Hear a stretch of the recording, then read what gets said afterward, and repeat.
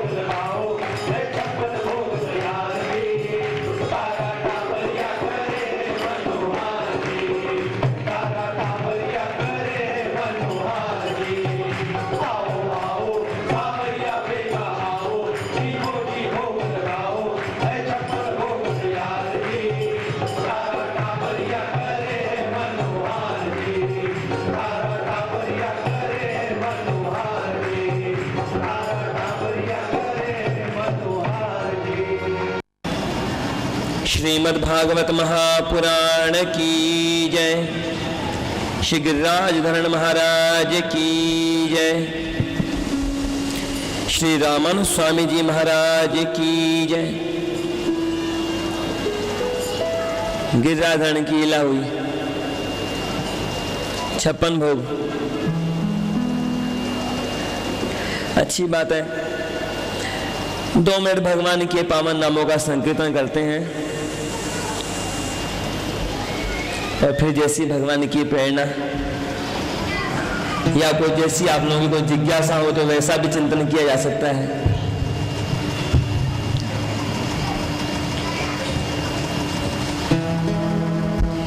नारायण नारायण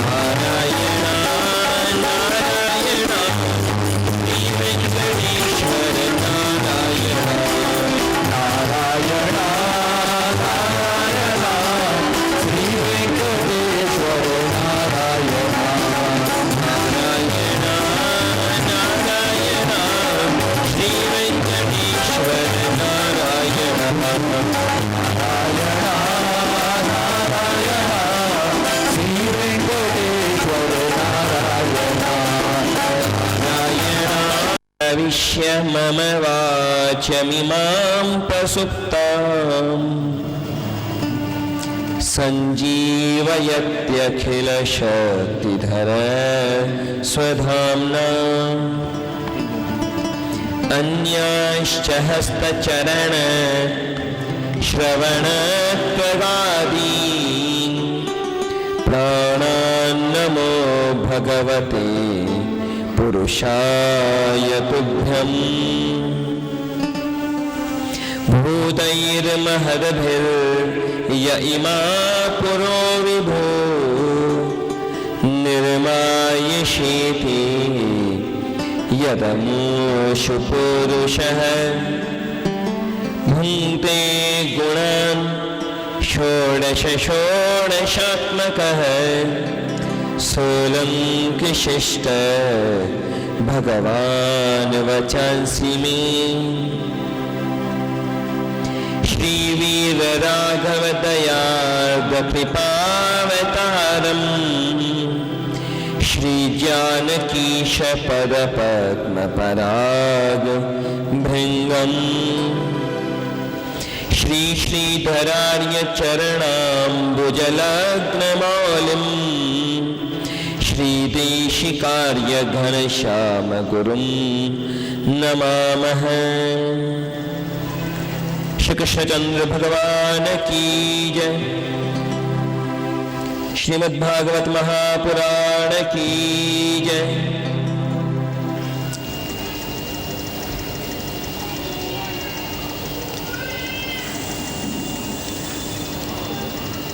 आदरणीय कथा व्यास महोदय, उपस्थित संतजन एवं समस्त भगवत भागवत जन,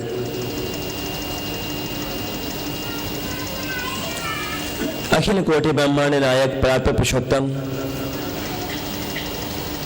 श्री कृष्णचंद्र भगवान की असीम अनुकंपा, जो भगवान की लीला कथाओं का हम श्रवण भी कर रहे हैं और कुछ लीलाओं का झांकी के माध्यम से दर्शन भी कर रहे हैं। भगवान की हर लीला केवल भक्तों पर कृपा करने के लिए ही होती है। भगवान की जितनी भी लीलाएं हैं कृष्णावतार में, ये केवल इतिहास नहीं है, इतिहास भी है और अध्यात्म भी है। दोनों बातें एक साथ चलती हैं इन सब में। श्रीमद् भागवत की जो भाषा है, ये समाधि भाषा है। ये केवल घटनाक्रम का वर्णन नहीं है। केवल घटनाक्रम का वर्णन चाहिए तो अखबार पढ़ लो। जो हमारे पुराण हैं वे केवल इतिहास नहीं है। और अभी तो कितनी गंभीर लीलाएं भगवान की। अधिकतर भगवान की लीलाओं को केवल उनकी बाल लीला मान के, बालकों का व्यवहार मान करके लोग सुन लेते हैं और वैसे ही उन्हें समझने का प्रयास भी छोड़ देते हैं। जैसे कोई बच्चा कोई काम करता है वैसा ही सोचते हैं लोग कि बस भगवान ने बाल लीला की। ऐसे बच्चे कुछ अपने बचपन में कुछ भी करते रहते हैं, वैसे कुछ भी किया। भगवान थे तो ज्यादा सामर्थ्यवान थे इसलिए ज्यादा कुछ किया, बाकी समझ नहीं पाते कि उन लीलाओं की कितनी गहराई है। भगवान ने ब्रह्मा जी के अहंकार का शमन किया। भगवान ने इंद्र के मान का मर्दन किया। और आगे प्रसंग आएगा, लगता हुआ प्रसंग ही अगला प्रसंग, वरुण का भी मान भंग करेंगे भगवान। गिरिराधन की लीला के समाप्ति के उपरांत तत्काल अगला प्रसंग वही है। उसके बाद में रास लीला का प्रसंग, रास मंचाध्याय का प्रसंग।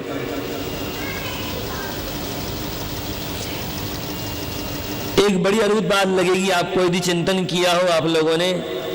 ब्रह्मा जी ने क्या किया था? केवल मात्र भगवान के सखाओं को और बचनों को अपने ब्रह्मलोक में ले गए थे। लेकिन ब्रह्मा जी ने कितना प्रयास किया भगवान को प्रसन्न करने के लिए। एक नहीं, दो नहीं, तीन नहीं, 40 श्लोकों में स्तुति की। श्रीमद् भागवत में सबसे बड़ी स्तुति है प्रहलाद जी के द्वारा की गई भगवान की 43 श्लोकों में स्तुति। उसके बाद देखो तो ब्रह्मा जी की स्तुति सबसे बड़ी, 40 श्लोकों में स्तुति की। लेकिन भगवान ने न हाँ कहा, न ना कहा, न डांटा, न फटकारा, बस चुपचाप सुनते रहे, कुछ भी नहीं कहा।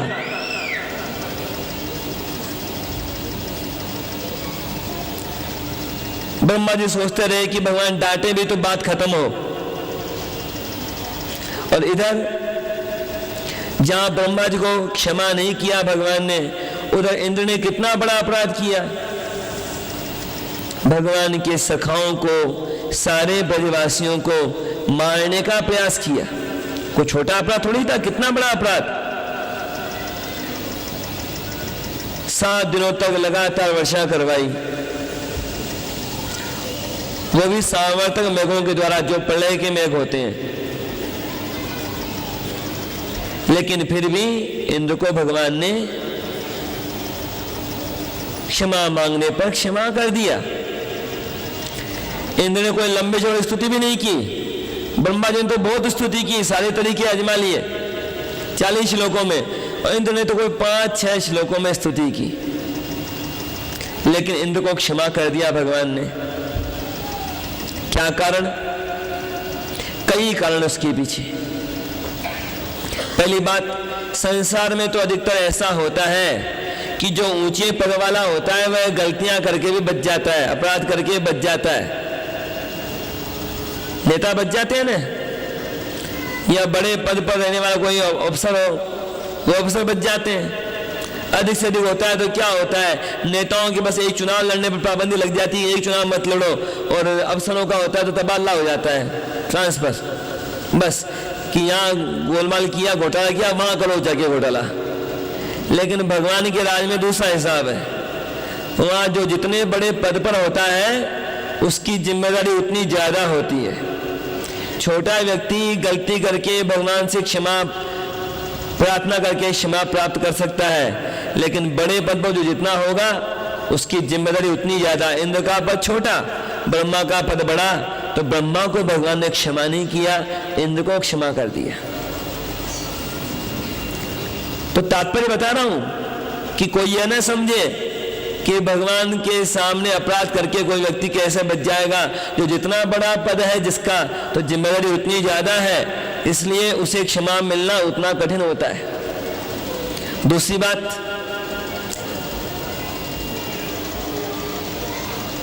ब्रह्मा जी ने क्या किया? ब्रह्मा जी ने ब्रह्मलोक में पहुंचाया भगवान के सखाओं को, बछड़ों को, यानी भगवान से दूर कर दिया। लंबे समय तक, कहीं कहा जाता है 6 महीने, कोई कहता है 1 साल, बाकी तो वहां तो हिसाब ऐसा है, आयु का हिसाब है कि जो भी है 6 महीने कहो चाहे 1 साल कहो,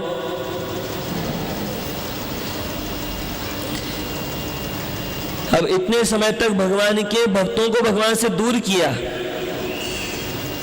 उधर इंद्र ने क्या किया? 7 दिन रात तक वर्षा की लगातार, तो निरंतर भगवान के सखा, भगवान के वे सारे ब्रजवासी, वे सारे बछड़े, वे सब गौवें निरंतर भगवान के निकट बने रहे। लक्ष्य भले उसका कुछ भी था इंद्र का, लेकिन परिणाम क्या रहा कि भगवान के भक्तों को भगवान के निकट रखा लगातार। इसलिए भगवान ने जहां ब्रह्मा को क्षमा नहीं किया, इंद्र को क्षमा कर दिया, क्योंकि उसने भगवान के भक्तों को दूर नहीं किया था भगवान से, भगवान के निकट में किया। और वैसे तो कितने कितने संप्रदाय हैं, कई बार संप्रदायों के मतभेद होते हैं, लेकिन भगवान की लीलाओं में देखा जाए, चाहे जिस संप्रदाय की बात हो, सबका दृष्टिकोण भले अलग अलग हो, लेकिन बात वही है, भगवान की हर लीला भक्तों पर कृपा करने के लिए।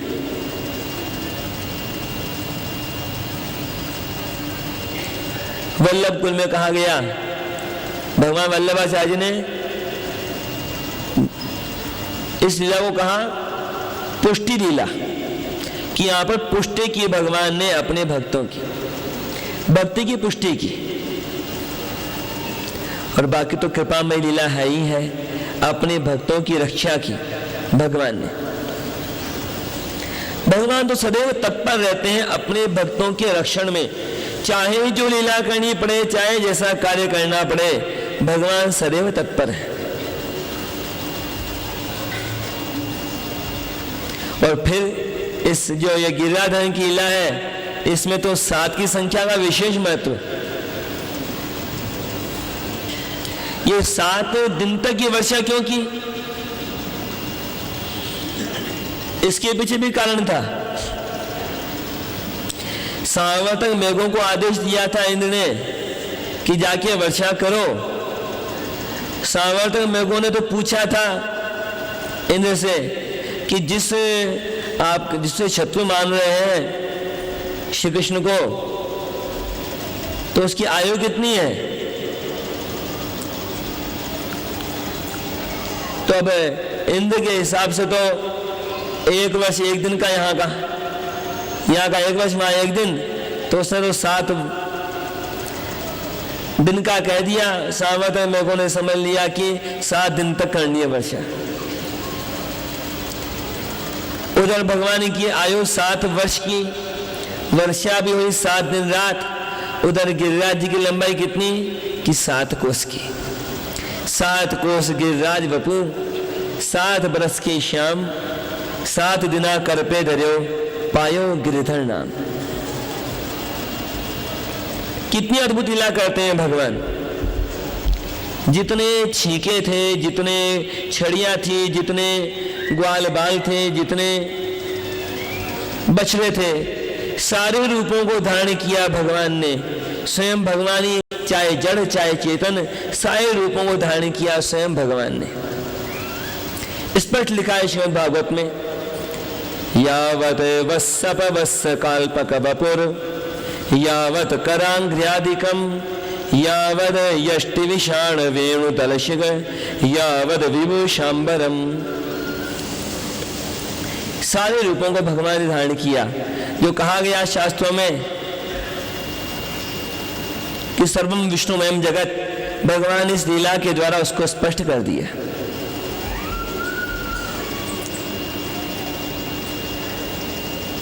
ये जो लीला है भगवान की गिरिराधरण की लीला, इसके और भी बड़े गंभीर अर्थ हैं। यहाँ पर गिरिराज जी शरीर के प्रतीक भी हैं।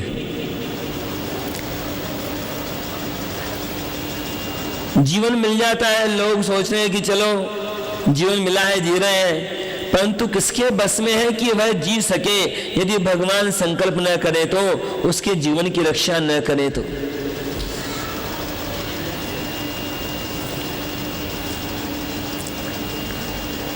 कोई व्यक्ति को लंबी आयु मिल गई, 100 साल का हो गया। अब 100 साल का हो गया तो कई लोग पूछने लगे कि क्या रहस्य है इतनी लंबी आयु का आपका। अब जो पूछने लगे उसने कहा बड़ा सीधा सा काम है।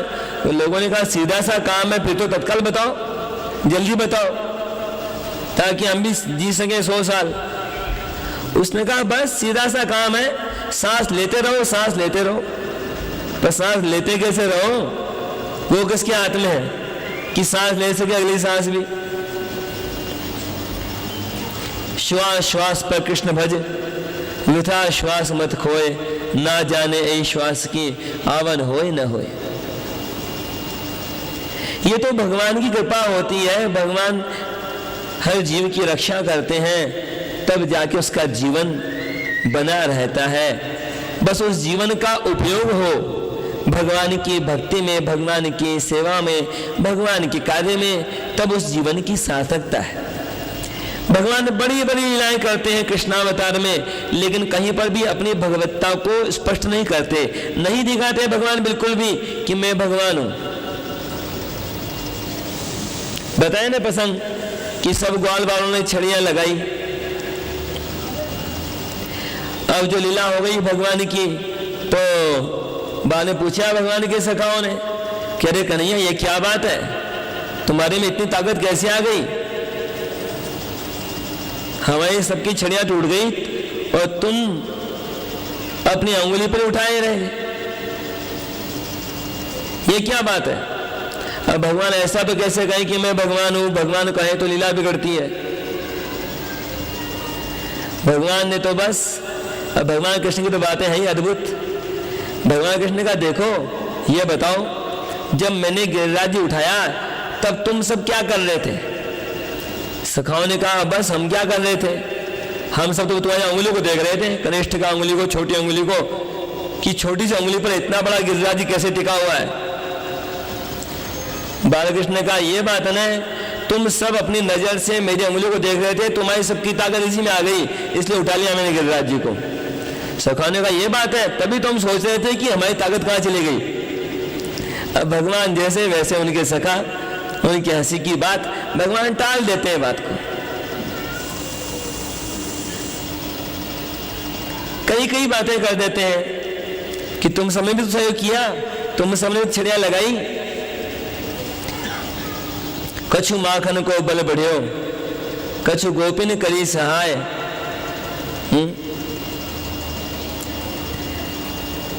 भगवान की तो है लीला की कई कई तात्पर्य, अब ज्यादा क्या कहना। आज का प्रसंग तो हो ही चुका है। अब जो कुछ आवश्यक सूचनाएं हैं उनको आप जाने, और फिर कल और परसों जैसा रहेगा अवसर, कल तो परम पूज्य स्वामी जी महाराज का भी यहाँ होगा पदार्पण, कल सुबह वैकुंठ उत्सव का भी होगा आरंभ। फिर जैसा अवसर रहेगा भगवान की लीलाओं के बारे में पुनः करेंगे चिंतन। भगवान की लीलाएं तो ऐसी हैं, एक ही लीला का चिंतन करते रहो बार बार, तो और कुछ ज्ञान मिलता रहेगा, अनुभव होता रहेगा। इस प्रसंग को ही देते हैं विराम। श्री कृष्णचंद्र भगवान की जय, श्रीमद् भागवत महापुराण की जय, श्री गिरिराज धरण महाराज की जय।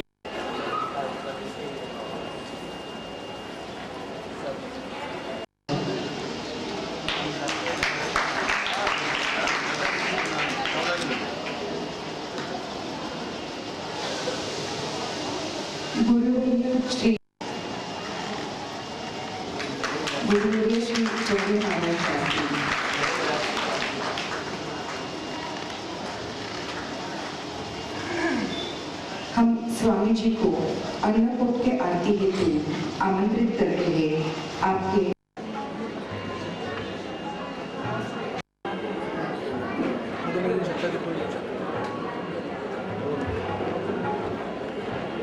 अभी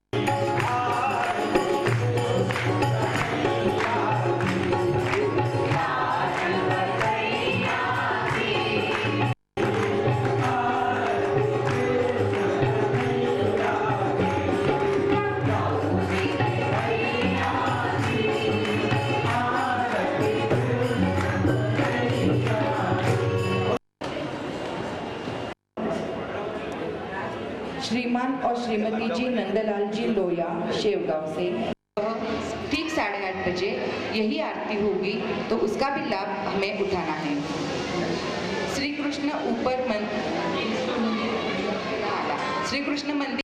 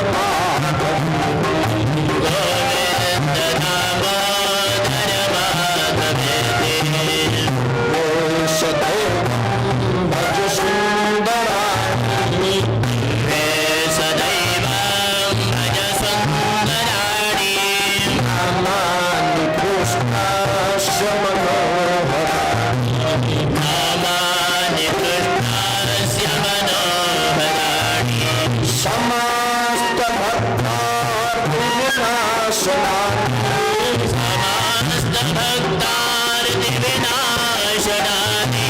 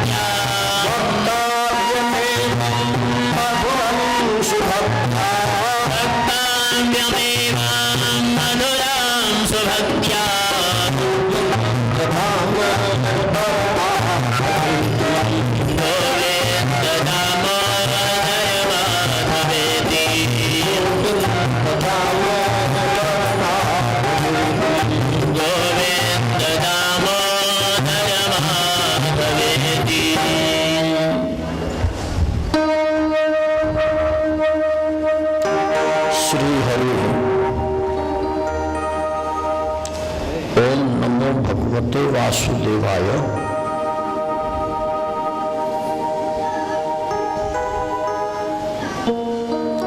वंशी विभूषित कराल नवनीर्धाबा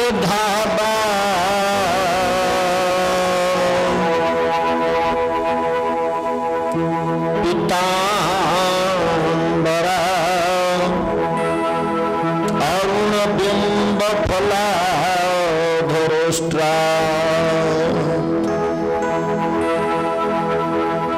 पूर्णेन्दु सुंदर मुखाबरवृंद नेत्रा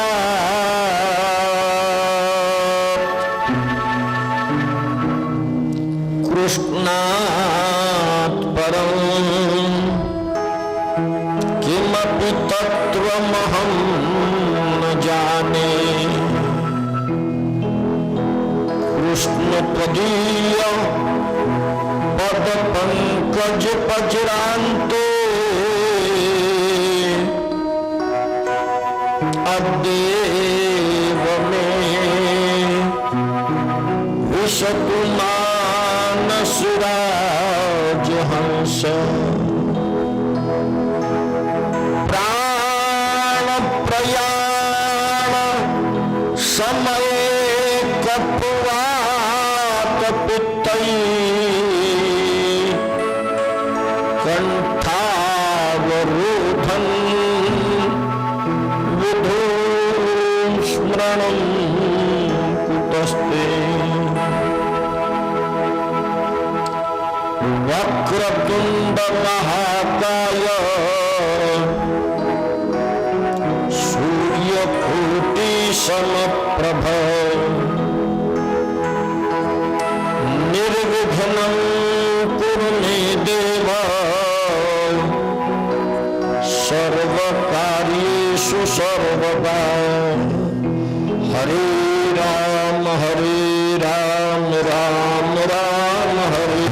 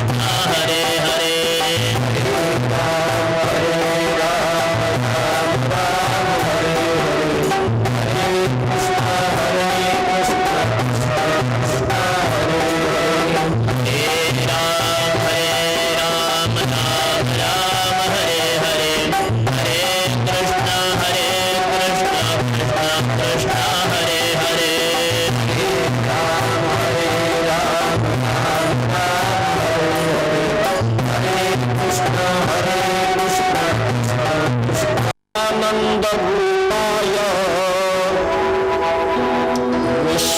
विश्वोपत्यादि हेतवे तापत्रय विनाशाय श्री कृष्णाय वयं नमः वासना वासुदेवस्य वासितं भुवनत्रयम्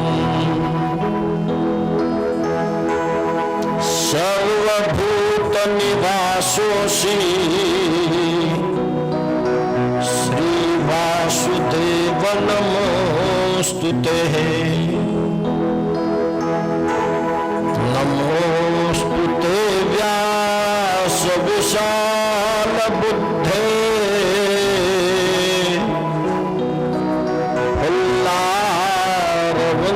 फुल्लारविन्दायत पात्र नेत्र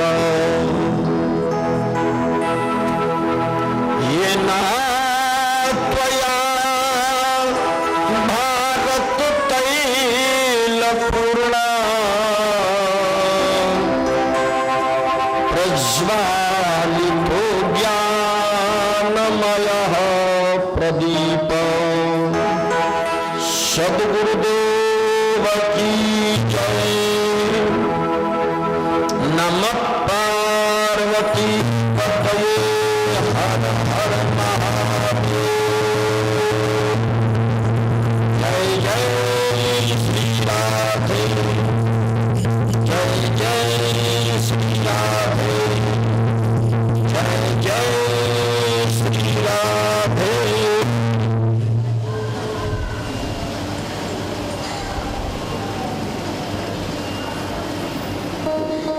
कल सायंकाल के सत्र में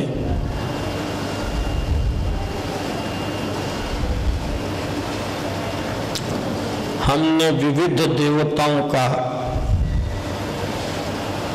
भगवान कृष्ण के द्वारा गर्वहरण देखा।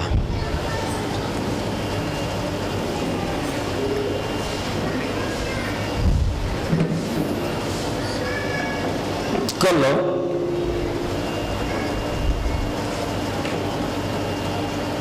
ब्रह्मा जी के गर्भहरण की कथा में हमने देखा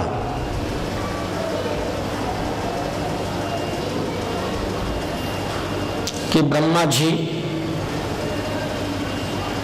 सब गोप बालकों को एवं गौ बछड़ों को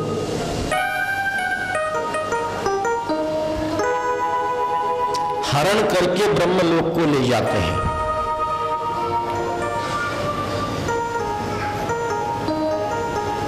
क्योंकि उन्होंने जब देखा कि कृष्ण मधुमंगल के मुख पर बिखरी हुई कड़ी को चाट रहा है, तो उससे ब्रह्मा जी को थोड़ा अज्ञान आ गया।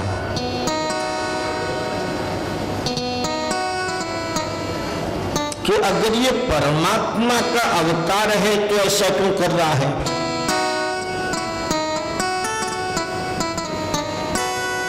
परमात्मा का अवतार किसी का मुंह चाटने के लिए है क्या?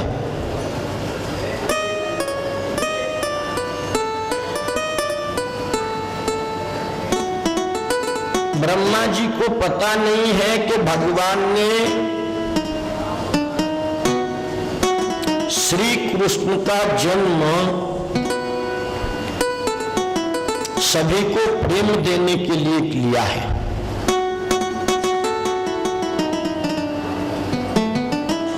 सबको ये दिखाने के लिए दिया है कि मैं सब कुछ जैसा ही हूं, अर्थात जैसा जीव है वैसा ही मैं हूं।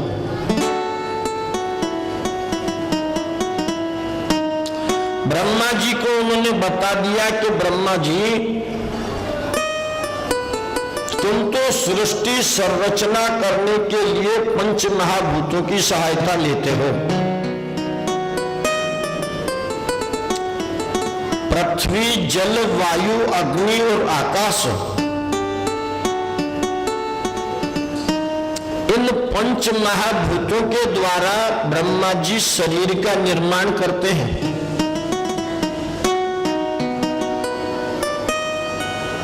परंतु भगवान ने उनको बता दिया कि मैं तो मात्र संकल्प से ही सृष्टि की संरचना कर देता हूं।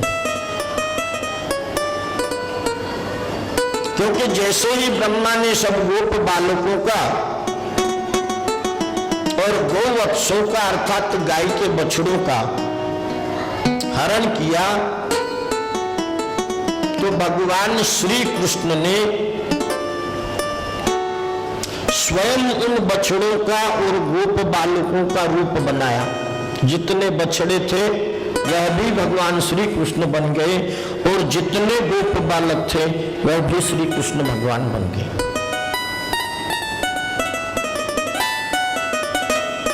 ये लीला भगवान ने इसलिए की कि भगवान से गोकुल की वृद्ध गोपियां भी मिलना चाहती थी।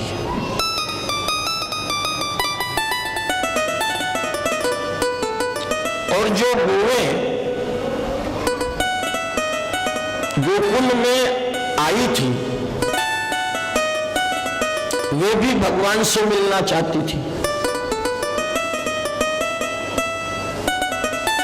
और ये गोकुल की गोवें और ऋषि जो गोपियां हैं, ये कोई साधारण गोपियां नहीं है। पहले के जन्मों की श्रुति रूपा गोपियां अर्थात वेदों के ऋचाएं भगवान का वर्णन करते करते थक गई तो भी भगवान का दर्शन नहीं करने पाई, तो इसलिए वे गोपियां बनकर आई हैं।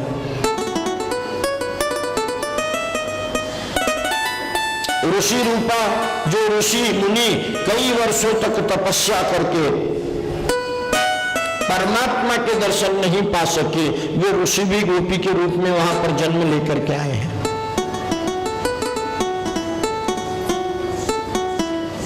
अन्य पूर्वा अर्थात सभी जो संत लोग हैं वो भी कीर्तन करते थक गए, परंतु परमात्मा को न पा सके, तो वे यहाँ पर गोपी गौओं का रूप धारण करके आए हैं। अन्योन्य पूर्वा, अर्थात तो सुखदेव जी मीरा जैसे जिन्होंने सभी कुछ का परित्याग किया है, ये ऐसे संत जो हैं ये गोपी के रूप में वहां पर आए हैं और इन सबकी मिलने की इच्छा है। इसलिए गौ के बछड़ों का रूप धारण करके गौशाला में जाकर उन बछड़ों ने गौ का दूध पिया, अर्थात गाय रास किया, और गोप बालकों के द्वारा वृद्ध गोपियों के पास में जाकर के उनकी गोद में खेले कूदे, इससे वृद्ध गोपियों का रास हुआ, अर्थात उन दोनों की इच्छा पूरी की। ब्रह्मा के गर्भहरण के बाद आई है इंद्र के गर्भहरण की कथा, अर्थात गोवर्धन लीला।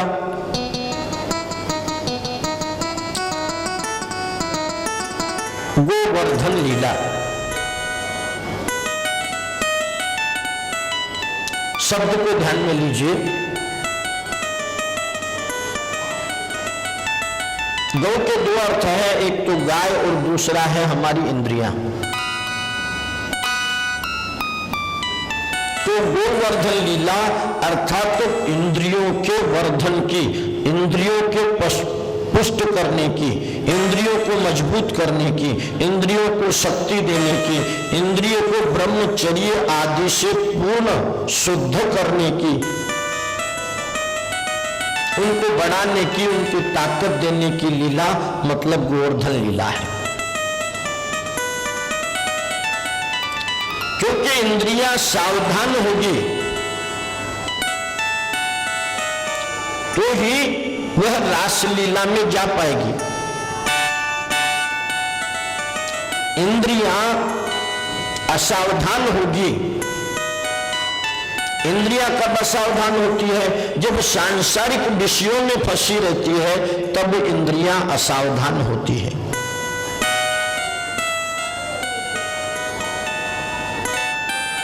और इंद्रियां अगर असावधान रही तो उनको तो जीव और शिव के मिलन में, अर्थात गोपियां और कृष्ण के मिलन में भी लौकिक काम वासना दिखाई देगी।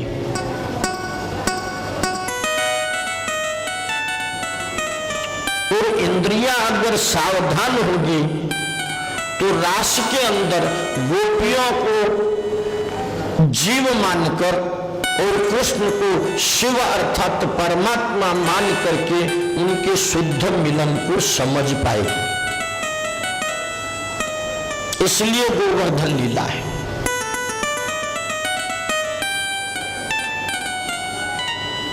गोवर्धन लीला ने भगवान ने एक काम नहीं किया है, भगवान ने इसके द्वारा कई काम किए हैं।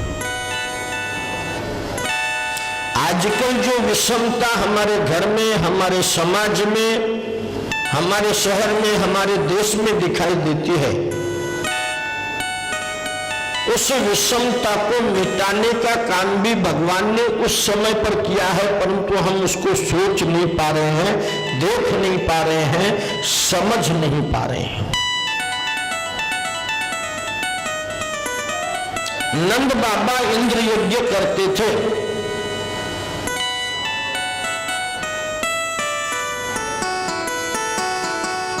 सभी गोकुलवासियों से, ब्रजवासियों से इंद्र यज्ञ के लिए सामान इकट्ठा किया जाता था।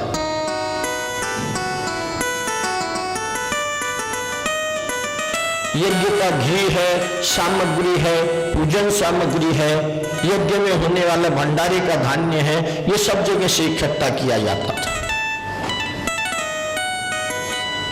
परंतु यज्ञ के अंदर सभी ब्रजवासी भाग नहीं ले पाते थे, क्योंकि योग्य लोग तो हम पंडित लोगों, ऋषि मुनियों के चक्कर में फंसा हुआ है ना।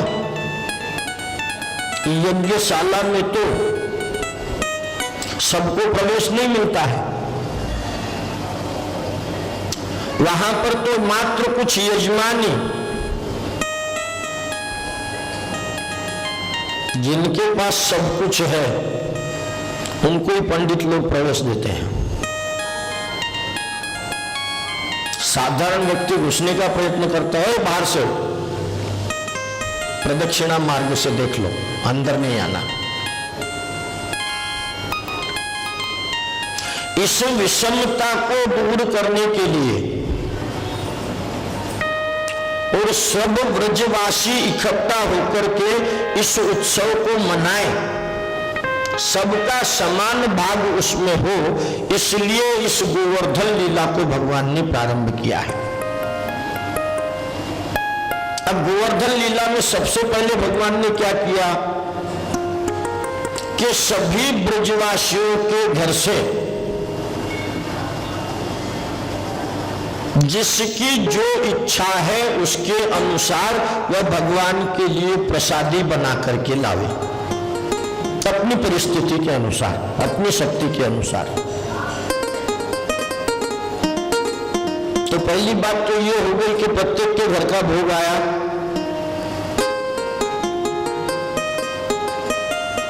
और वह प्रकोष्ठ में 56 भोग जो है गोवर्धन जी के सामने रखा गया, और वह इतनी मात्रा में था क्योंकि गोवर्धन जी कोई छोटे नहीं, यज्ञशाला तो छोटी रहती है। प्रत्येक वृंदावनवासी, गोकुलवासी, ब्रजवासी जो है उसके सामने भगवान गोवर्धन जी के लिए सामग्री पत्तल में सजा करके भगवान के सामने अर्थात गोवर्धन जी के सामने रखी थी।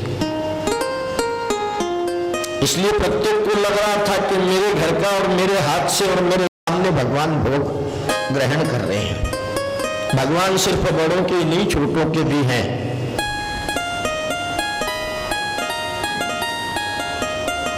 अर्थात सबको एक जगह पर लाने का काम परमात्मा ने, श्री कृष्ण ने गोवर्धन लीला के अंदर किया है।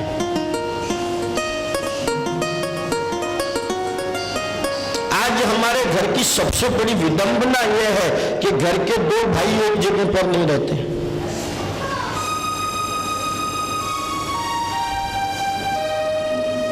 तो समाज को, जाति को और गांव को और देश को तो कब इकट्ठा रख पाएंगे? सोचने वाली बात है कि जिस मान सम्मान के लिए, जिस धन संपत्ति के लिए, जिस बाप दादा की प्रॉपर्टी के लिए तुम झगड़ा करते हो,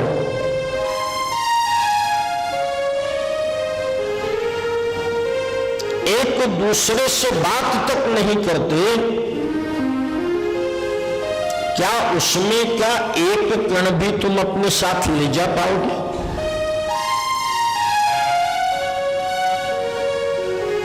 दूसरा, हमने पहले भी आप लोगों से कहा था, आज फिर कह रहा हूं, इस बात को बड़ा सावधानी पूर्वक सुनो। अगर इस एक बात को भी पकड़ लोगे तो तुम्हारा पूरा घर सुखी हो जाएगा।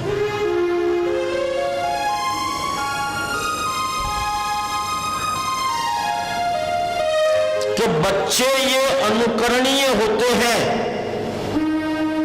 छोटे बच्चे जो होते हैं, हमारी संतान जो होती है, ये अनुकरणीय होती है। जैसा अपने बड़ों से देखती है वैसा ही वह आगे करती है।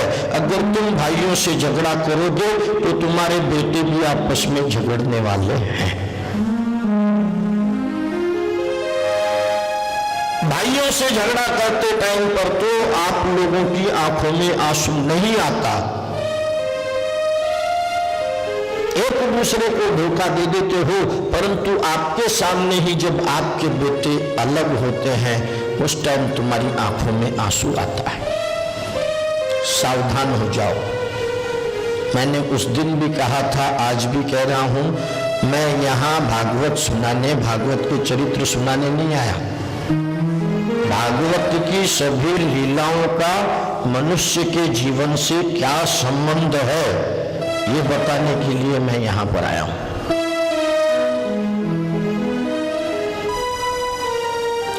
अगर और इसको सुन करके थोड़ा सा भी अगर तुम्हारा घर भी सुधर गया, और घर जाने दो कम से कम तुम अकेले भी सुधर गए, तो भी मैं मानूंगा कि मैंने ये कथा की है।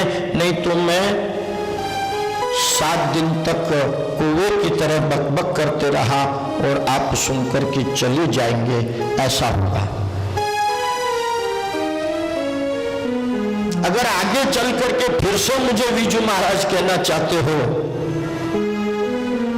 तो इस बात को ग्रहण करो, नहीं तो फिर इसके आगे विजू महाराज नहीं कहना, बकबक करने वाला कौवा आ गया, ऐसा कहना। तो गोवर्धन लीला में भगवान ने सभी को एकत्रित किया है। मात्र इंद्र का गर्व हरण की कथा नहीं है।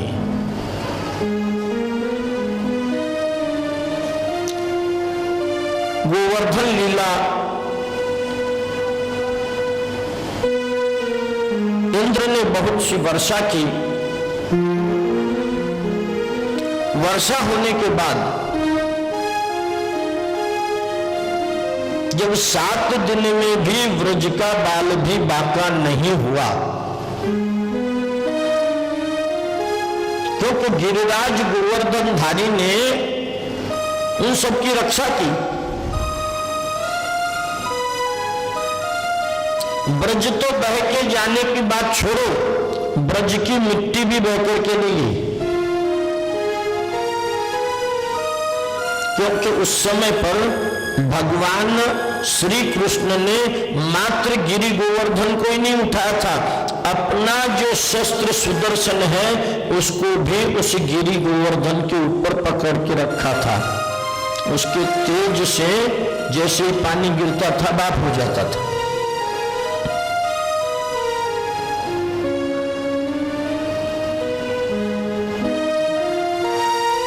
अब इंद्र को अपनी भूल समझ में आई कि ये कोई साधारण व्यक्ति या ग्वाला नहीं है।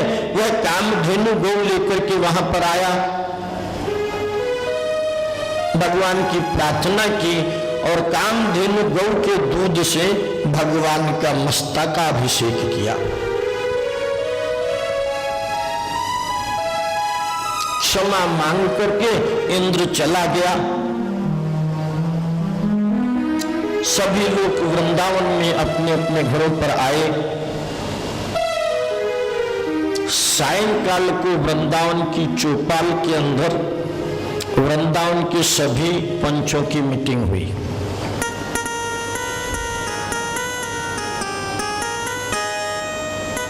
सब कहने लगे कि मात्र 7 वर्ष का बालक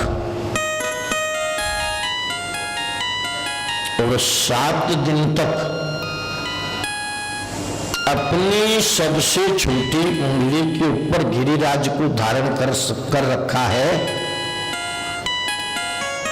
इससे यह साबित होता है कि ये नंद बाबा का पुत्र नहीं है, ये यशोदा का पुत्र नहीं है, ये तो कोई और ही है। इसका पता लगाया जाए। तो सभी पंचों ने नंद जी को वहां पर बुलाया। बोले बोलिए महाराज, ये आपका ही पुत्र है क्या, और है तो इसका प्रमाण क्या?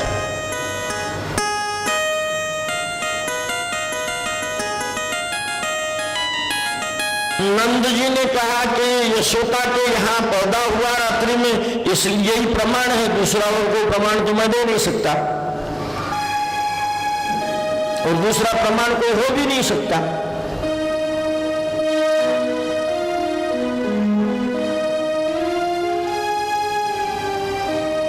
चलते चलते बात ये मैया यशोदा के पास में पहुंची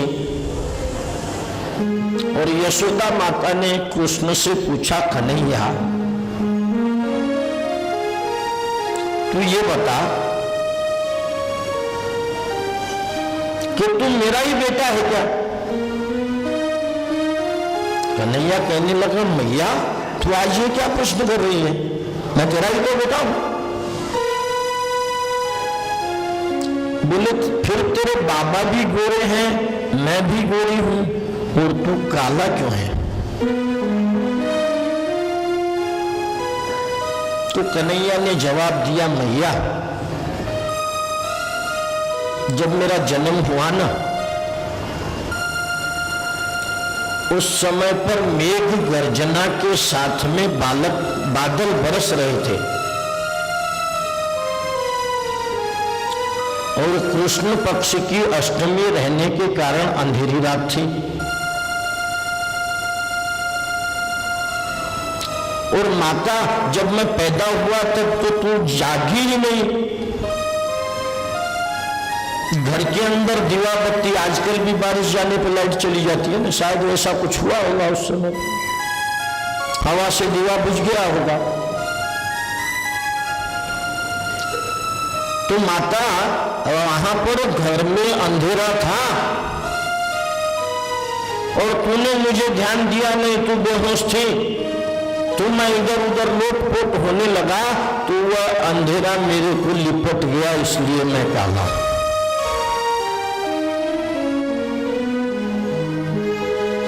राधा जी के पास कुछ अलग ही बात कहते हैं। राधा जी ने पूछा, कुलनाथ आप ये बताइए, वैसे तो आप बड़े सुंदर हैं, आपके माताजी भी गोरी है और पिताजी भी गोरे हैं, परंतु आप काले क्यों हैं?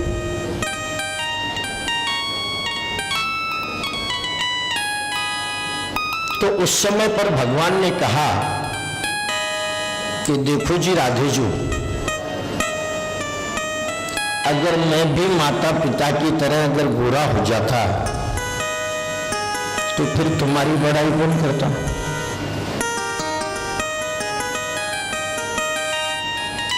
तुम्हारी गोर वर्ण की बड़ाई कौन करता? फिर तो सब मेरी बड़ाई करते, राधा को भूल जाते।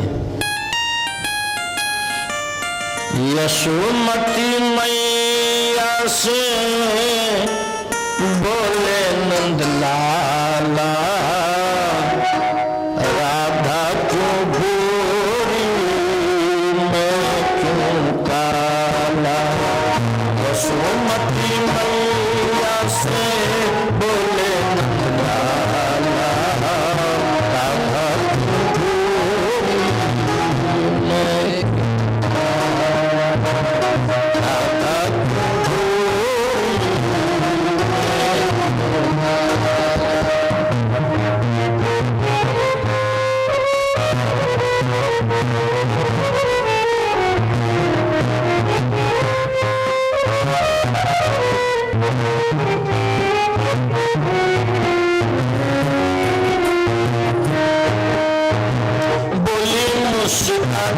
मैया ललन को बताया, पूरी मुस्काती मैया ललन को बताया, पूरी मुस्काती मैया ललन को बताया, पूरी मुस्काती मैया ललन को बताया।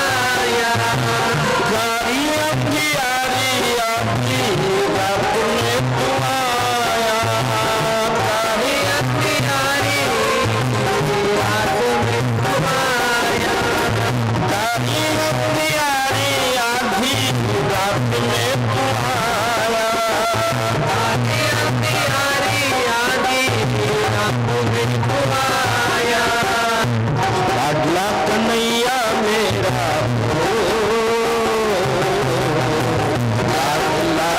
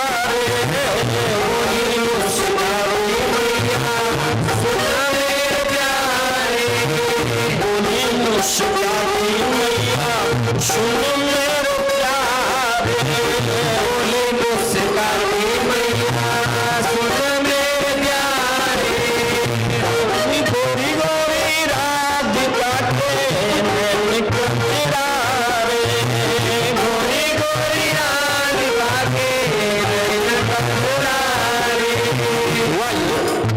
हुआ ये कि राधा जी श्री कृष्ण को हर पल निहारते रहती थी, श्री कृष्ण के अलावा और किसी को भी नहीं निहारती थी। और इसीलिए राधा जी का आंखों का जो काला कजरा है वह श्री कृष्ण के अंदर चला गया। और इसीलिए मैया कह रही है बोली मुस्काती मैया, सुन मेरे प्यारे बोले मुस्काती मैया, सुन मेरे प्यारे गोरी गोरी राधिका के नयन कजरा रे, गोरी गोरी राधिका के नयन कजरा रे। डालो मृत्यु वाली मेरी हो, लाए मैं तुम्हारे ऐसा करूँगा इसलिए आया यशोमती मैया से भूले बनाया, राधा तू रोई मैं तुझे भाया, राधा तू रोई मैं तुझे भाया।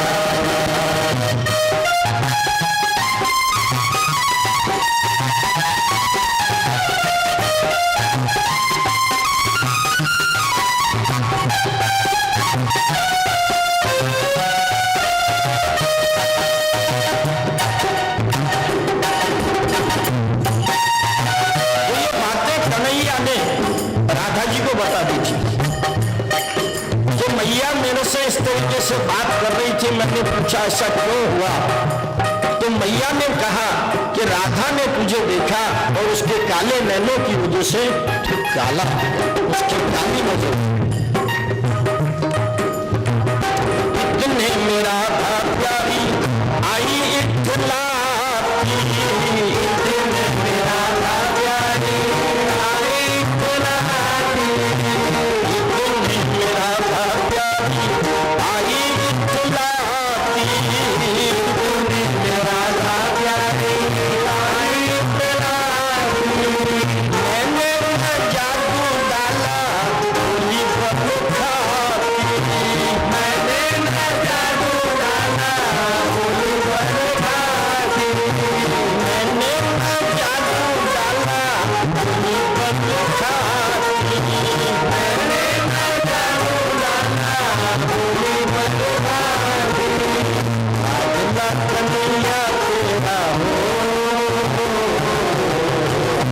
अगला कन्हैया तेरा जब से मिला इसलिए आया यशोमती मैया से भूले बनाया, राधा तू रोई मैं तुझे भाया, राधा तू रोई मैं तुझे भाया, यशोमती मैया से भूले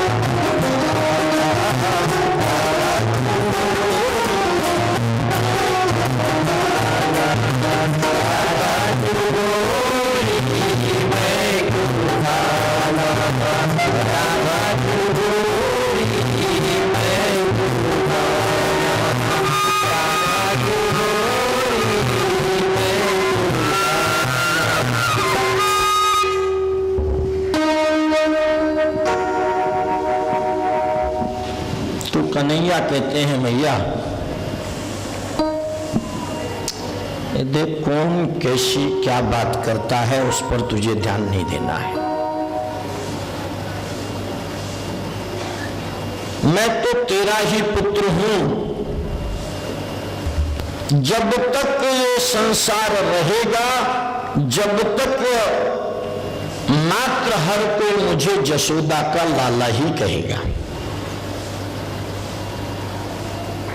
क्योंकि मैया आज तक मैं किसी के बंधन में नहीं आया हूं, कोई नहीं बांध सका है मुझे,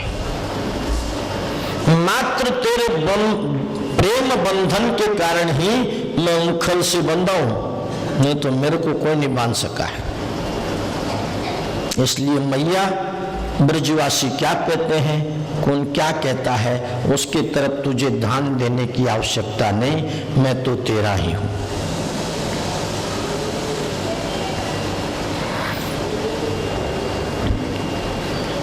महाराज एकनाथ जी जो हैं ये कुछ अलग ही इसका वर्णन करते हैं। हमारे पैठण के एकनाथ महाराज जो हैं ये कहते हैं कि कृष्ण वैसे तो गोरे ही थे,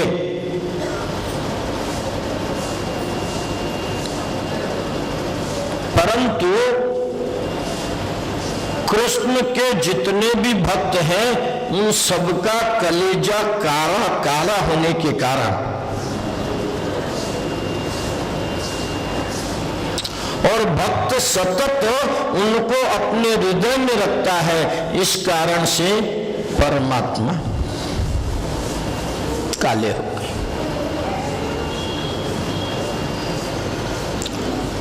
तो एक शिव भक्त कहता है कि यह भी कोई कारण नहीं है।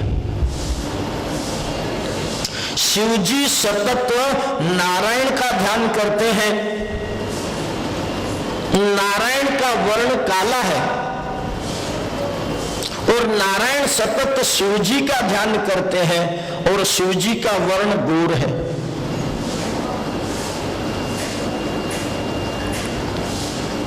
और इसीलिए एक दूसरे का ध्यान करते करते शिवजी गोरे हो गए और नारायण काले हो गए, श्याम वर्ण हो गए।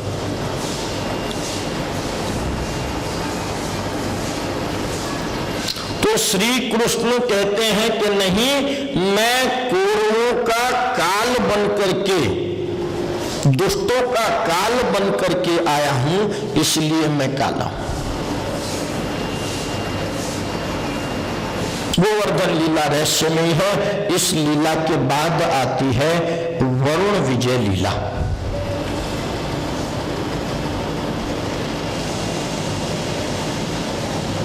गिरिराज को जब भगवान ने नीचे रख दिया तो उस रात्रि में सभी गोप बालकों ने, ब्रजवासियों ने वहीं पर रात्र जागर किया।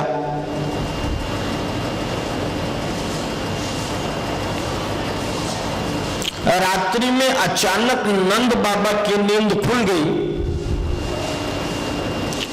और वो यमुना जी में स्नान करने के लिए चले गए।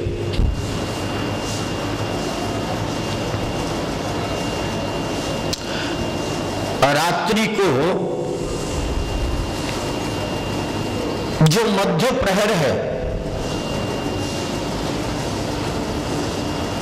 3 घंटे का जो समय, 12 बजे से लेकर के 3 बजे तक, इसके अंदर स्नान नहीं करना चाहिए, क्योंकि इस समय पर जल के अंदर राक्षसों का वास होता है।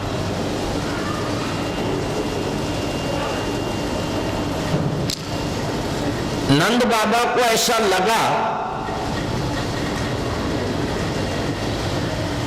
कि ब्रह्म मुहूर्त हो गया है, इसलिए जाके स्नान कर लूं, परंतु वह रात्रि का समय था।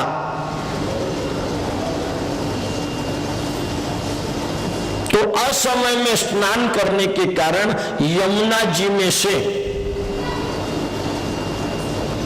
वरुण राजा के दूतों ने नंद बाबा का हरण कर लिया और वरुण लोक में वरुण जी के पास ले गए। बोले महाराज, ये असमय में स्नान कर रहा था, इसलिए हम इसको आपके पास लेकर आए हैं। क्या दंड देना है? इधर भगवान श्री कृष्ण को पता चला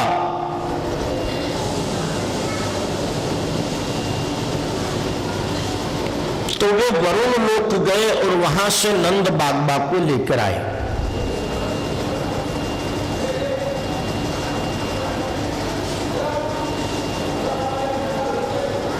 वरुण ने क्षमा याचना की, भगवान की प्रार्थना की। उस समय पर वरुण से श्री कृष्ण भगवान ने कहा कि मेरे नाम को लेते हुए अगर कोई असमय प्रवेश स्नान करता है तो आज के बाद तो उसे किसी प्रकार का कोई दंड नहीं देगा।